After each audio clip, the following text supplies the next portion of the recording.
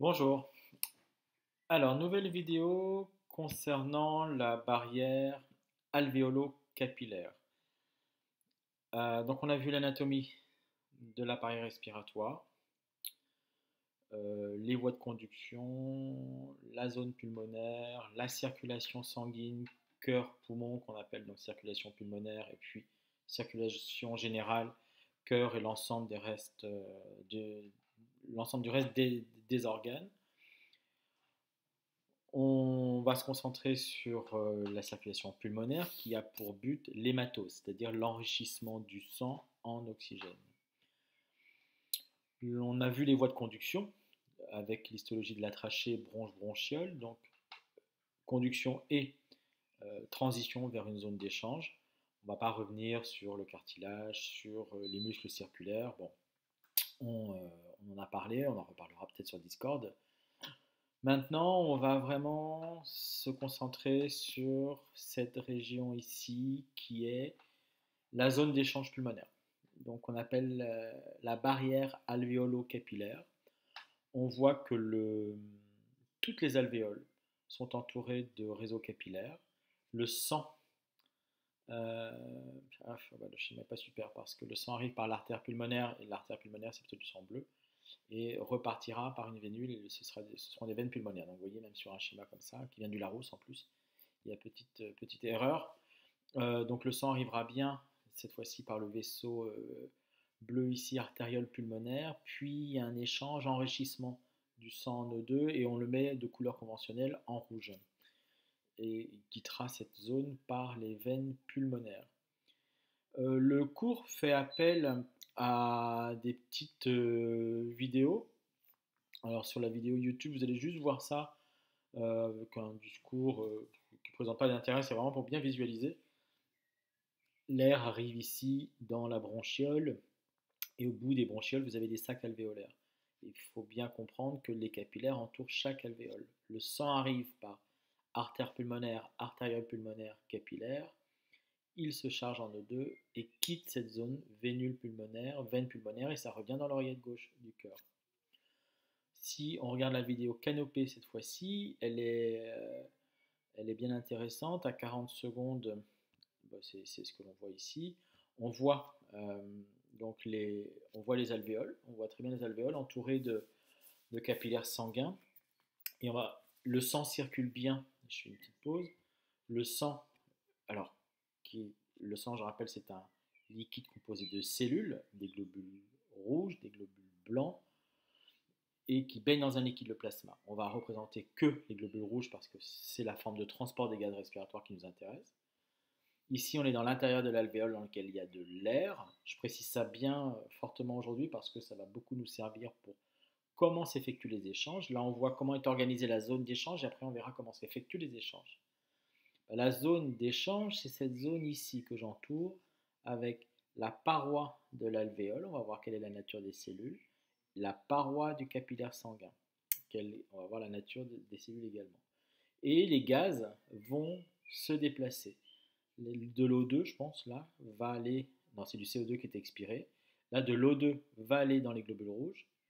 Et le CO2 quitte les globules rouges. Quand on expire du CO2 et quand on inspire, on apporte de l'O2. Donc, on verra le mécanisme de tout cela. L'O2 va aller dans les globules rouges, le CO2 va aller dans l'alvéole. Si je vais à 3 minutes 40, non, 1 minute 40. Il me semble que c'est ça. Peut-être que je me trompe. Non, c'est ça. Donc là, on voit les gaz. Il y a un zoom. Hein. Alors peut-être qu'on voyait avant. Hop, voilà, c'était les voies respiratoires. Et au fond des alvéoles, on arrive. Voilà, ici, on voit en rouge le vaisseau qui a une couleur bleue parce que ça correspond au sang non hématosé de l'artère. On verra que les globules rouges sont chargés en CO2, que le CO2 va sortir, on verra par quel mécanisme, et que l'O2 qui est dans l'air va venir se fixer au globule rouge. Alors je vais lever un suspense incroyable, c'est pas au même endroit, la fixation ne s'effectue pas au même endroit sur le globule rouge, on verra ça en détail par la suite. Attendez, il faut que j'éteigne un truc qui fait un petit bip là.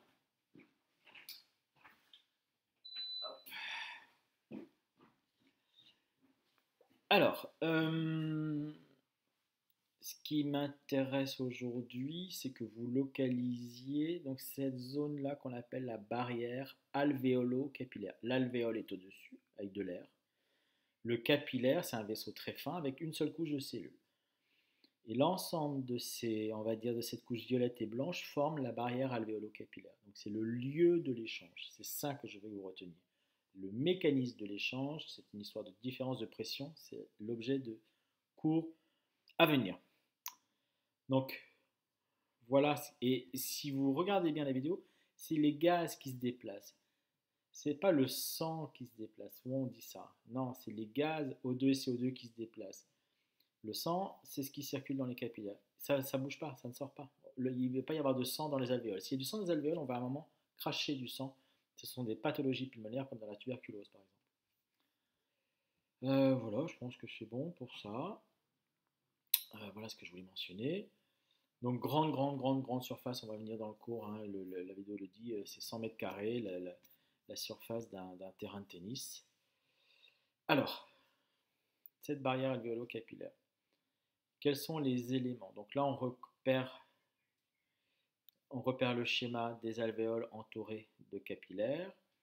En microscopie, ça donne ceci. Ah oui, il y avait ça sur la...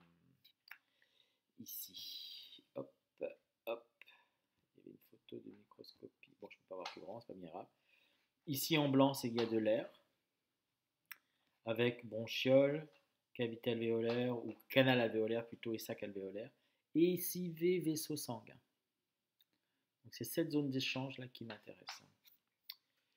Dans le cours, donc, on va avoir en blanc de l'air et vaisseau sanguin ici, sur une lame de microscope. Comment on schématise ça? Ça, c'est très important, ce schéma. L'alvéole ici, c'est en coupe. J'ai une alvéole avec de l'air au milieu. Lumière de l'alvéole qui contient de l'air. Ça forme un sac constitué d'une seule couche de cellules avec deux autres types de cellules. Donc les cellules que l'on voit ici sont des pneumocytes 1. Donc pneumocyte, on a la racine cyte, c'est cyto, cellule, pneumo, poumon. Donc les pneumocytes 1 qui vont former un sac alvéolaire, et on a une deuxième catégorie de cellules, les pneumocytes 2. Mais c'est vraiment les pneumocytes 1 qui constituent la paroi de l'alvéole. Eux, ils ont un rôle particulier. Ici, j'ai le capillaire sanguin. Alors, c'est difficile de se représenter un capillaire comme ceci. C'est en coupe. Donc, on voit, il faut bien comprendre qu'il n'y a qu'une seule cellule ici, hop, endothéliale avec son noyau ici, qui, avec les deux extrémités qui se rejoignent pour former un, un vaisseau. Il peut y en avoir deux, hein, deux ou trois d'ailleurs, il n'y en a pas qu'une. Alors, j'ai pris plusieurs illustrations pour que vous compreniez. Celle-ci, par exemple. On voit ici le noyau des cellules endothéliales, mais il n'y a qu'une seule couche. C'est ça qu'il faut vraiment comprendre. Parce qu'à partir du moment où il y a une seule couche, c'est très fin et les gaz vont passer à travers. S'il y avait plein de couches, les gaz ne pourraient pas passer à travers, ce serait beaucoup trop épais. Donc, on a une seule couche de cellules que l'on voit ici, et ces cellules s'appellent cellules endothéliales. On a le même suffixe thélium d'un tissu, endo, le milieu intérieur, le sang. Nous, on connaît épithélium. Épi, c'est qui va vers la surface, vers le milieu extérieur. Là, c'est justement le milieu intérieur, endothélium. Une seule couche de cellules. En coupe ici, une seule couche de cellules, une couche ici, une cellule ici, une cellule ici. Avec, on a un revêtement tout autour qu'on appelle la membrane basale, qui est un ensemble de molécules, on va en parler hein, dans la barrière alvéolo-capillaire. Ce ne sont pas des cellules. Donc c'est une seule couche de cellules en rouge recouverte ici d'une membrane basale. Un nouveau schéma. Les cellules endothéliales ici avec leur noyau violet. Donc vous voyez que ça va former un vaisseau sanguin et je n'ai qu'une seule couche de cellules. Autour, j'ai un genre de feutrage de molécules qu'on appelle la membrane basale. Dernière illustration, on voit très bien ici. On voit alors l'inconvénient des cellules endothéliales, c'est qu'elles sont bicolores, donc on pourrait penser qu'il y a deux couches de cellules, mais non, c'est parce que c'est fait à l'ordinateur. Donc ces cellules qui sont bicolores, roses et jaunes, qui sont les cellules endothéliales, qui forment un capillaire, un vaisseau capillaire. et on voit ce qui entoure le capillaire sanguin qu'on appelle la membrane basale. Si je reviens en cours, donc voilà la cellule endothéliale, la lumière du capillaire, c'est-à-dire l'intérieur. Qu'est-ce qui circule à l'intérieur? Des hématies, globules rouges. Pneumocyte 1, ici, qui forme la paroi de l'alvéole, et pneumocyte 2, qui a un rôle très particulier de sécréter un liquide gras, lipidique, qu'on appelle le surfactant pulmonaire. On va en parler. Alors, les pneumocytes 1, ici, ce sont les cellules qui forment la paroi de l'alvéole. Ça, c'est à connaître. Pneumocyte 2, ce sont des cellules disséminées entre les pneumocytes 1, que l'on voit ici. La forme est très caractéristique, hein, avec, on dirait même une représentation comme un schéma d'une tête, avec des cheveux comme ça. Ces pneumocytes 2 sécrètent le surfactant pulmonaire. C'est un liquide qui contient des lipides, c'est gras, et ça va tapisser l'intérieur des alvéoles. Ici, on a une couche que l'on voit là, une couche de lipides. Ça permet de maintenir les alvéoles ouvertes. C'est important qu'elles soient ouvertes pour qu'elles puissent se remplir d'air. Si elles s'affaissent, ça veut dire que ça tombe, les parois des alvéoles sont collées et ça ne peut plus remplir d'air. S'il n'y a plus d'air qui arrive là, il n'y a plus d'air dans le sang, la personne va mourir. Une de ces maladies, ça s'appelle l'emphysème. L'emphysème pulmonaire, ce sont des alvéoles qui sont toutes affaissées et donc elles ne sont plus maintenues ouvertes. On en meurt. On a également des macrophages que l'on ne voit pas ici. Les macrophages, on en parlera beaucoup en terminale. Ce sont des cellules, c'est le petit camion poubelle de notre organisme qui va phagocyter, manger tous les agents étrangers. Et s'il y avait encore des agents étrangers à éliminer parce qu'on a eu la filtration, on a eu tout le mucus qui a piégé toutes ces poussières, qui a été évacué par les cils, s'il devait à nouveau y avoir, ou encore y avoir, parce qu'on est vraiment au fond de la zone de conduction dans les alvéoles, s'il devait y avoir présence d'agents pathogènes, il y a des macrophages pour les détruire. Non. Voilà. Donc, les macrophages vont phagocyter, c'est-à-dire manger les débris inhalés, particules, bactéries. Les alvéoles sont couvertes de capillaires sanguins. Voilà pourquoi on parle de barrière alvéolo-capillaire. Donc ça constituait les alvéoles. Hein. Pneumocyte 1, pneumocyte 2. Excusez-moi, voilà. On a également des capillaires sanguins, on l'a vu, composés de cellules endothéliales. Voilà, cellules endothéliales. Voilà. Ah ben, la légende était en dessous, donc on va prendre une autre. Je pense que là non plus. Ici, maybe, absolutely not. Eh bien, nulle part. Ces cellules, ce sont des cellules endothéliales. Ça forme donc la paroi d'un capillaire sanguin. La zone de contact, c'est ça qui est très important, entre une alvéole et un capillaire, forme une surface d'échange appelée barrière alvéolo-capillaire. Les gaz vont passer à travers cette barrière-là. La barrière alvéolo-capillaire de l'alvéolo-capillaire comprend un film de surfactant sécrété par le pneumocyte 2, une cellule alvéolaire de type pneumocyte 1, la fusion des lames basales du pneumocyte 1 et de la cellule endothéliale. Lame basale ici en blanc, les cellules endothéliales ont un feutrage qui les recouvre. La même chose pour le pneumocyte 1. Donc, on a ici le pneumocyte 1 qui est ici.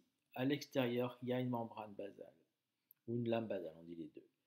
À l'extérieur de la cellule endothéliale, il y a une lame basale. Et bien, ça va fusionner. C'est ce que l'on voit ici en 3. Surfactant, pneumocyte 1, fusion des lames basales. Et on va arriver à la cellule endothéliale. Hop.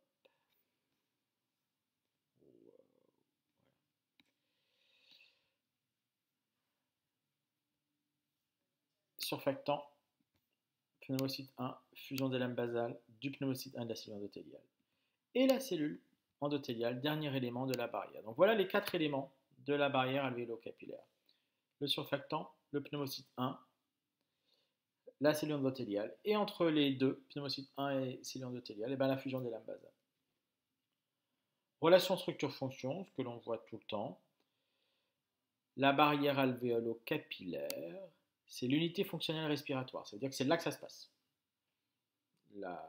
C'est à cet endroit que s'effectue l'échange des gaz. Donc, unité de fonction. La fonction, c'est l'échange gazeux.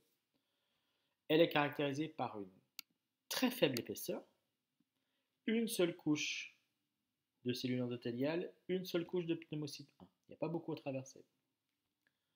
Donc, très faible épaisseur et très grande surface. Le sang circule à faible vitesse, je vous ramène au chapitre précédent. Tous ces paramètres font que la structure, donc grande surface, faible épaisseur, faible vitesse de circulation du sang, est adaptée à la fonction d'échange. Il y a à peu près 300 millions d'alvéoles par poumon. L'épaisseur de 0,1 à 0,4 micromètres, 10-6 mètres, 1000 fois plus petit qu'un millimètre. La surface contact R100 par poumon à peu près de 80-100 mètres carrés. On dit que c'est l'équivalent d'un court de tennis par poumon. La vitesse de circulation, 1 mm/s. Au niveau des capillaires, alors que dans l'artère haute, c'est 30 cm/s. Vous voyez, c'est beaucoup plus lent. On voit ici, j'agrandis, l'air alvéolaire ici, le globule rouge ici, donc on est la cellule endothéliale ici, le pneumocyte 1 ici, la fusion des lames basales ici, et ce sont les gaz qui vont se déplacer. On verra que c'est un mécanisme de diffusion, que ça dépend de la valeur des pressions partielles dans chacun des compartiments, que ce soit l'air ou le sang. Ça, c'est la suite. Vous voyez, nature et sens des échanges gazeux, c'est la suite. Donc, on a vu ce qui m'intéressait. Je vais juste revenir, j'y pensais à la fin. Là, parce qu'on a souvent une autre également illustration. Donc, ouais, qu'on ne voit pas là. Alors, attendez, on a déjà vu, j'ai ça de côté. Dans les captures d'écran, j'ai mis de côté quelque chose que l'on a vu. J'aurais dû préparer ça avant. Là. Hop.